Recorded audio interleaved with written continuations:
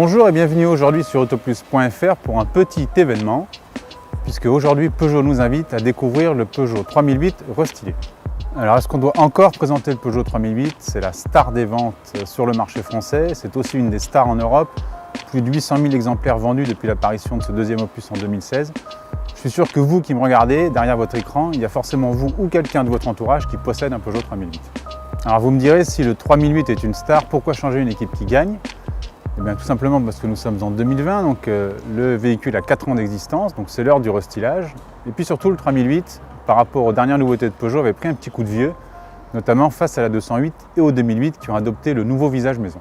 Alors les principales modifications sur ce 3008 restylé se passent sur la face avant. Alors on aime ou on n'aime pas, mais en tout cas bravo à Peugeot puisqu'on voit vraiment les différences entre l'ancien et ce nouveau 3008.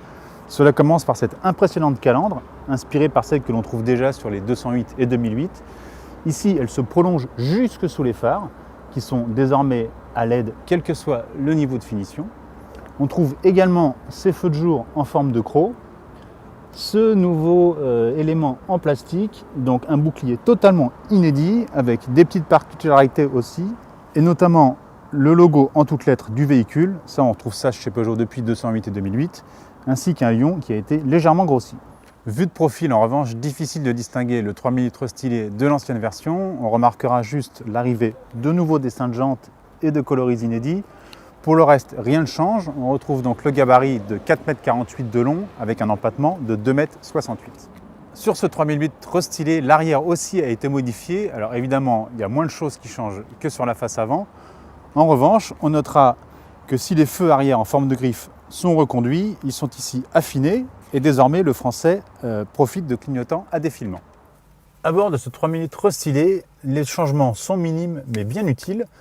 On notera la présence de l'écran qui passe de 8 pouces à 10 pouces. Alors attention parce que quand Peugeot parle de 10 pouces, il parle de la diagonale totale.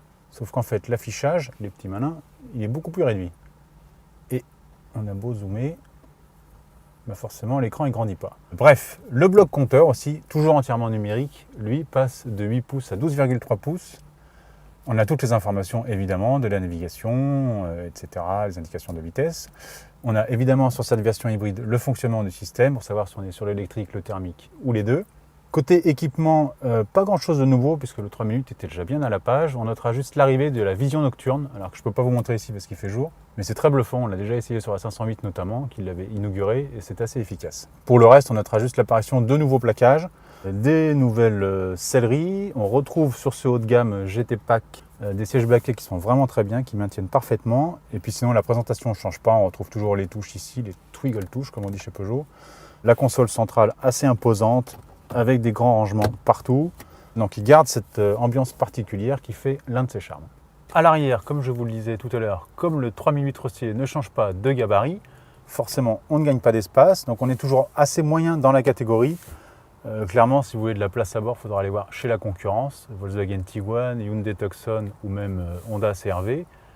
Ou, si vous voulez continuer à rouler français et acheter français, allez carrément chercher le grand frère, le Peugeot 5008, qui lui aussi a été restylé.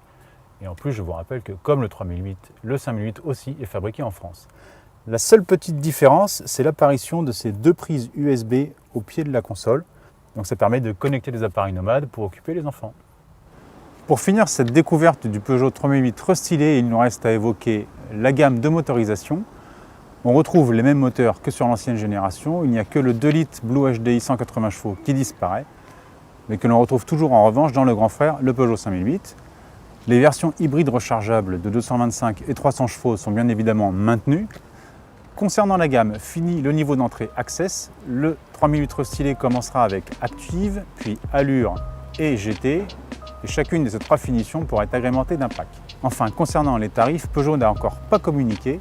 On peut tabler sur un prix d'entrée à partir de 30 000 €. Enfin, le 3008 sera disponible en concession en novembre 2020.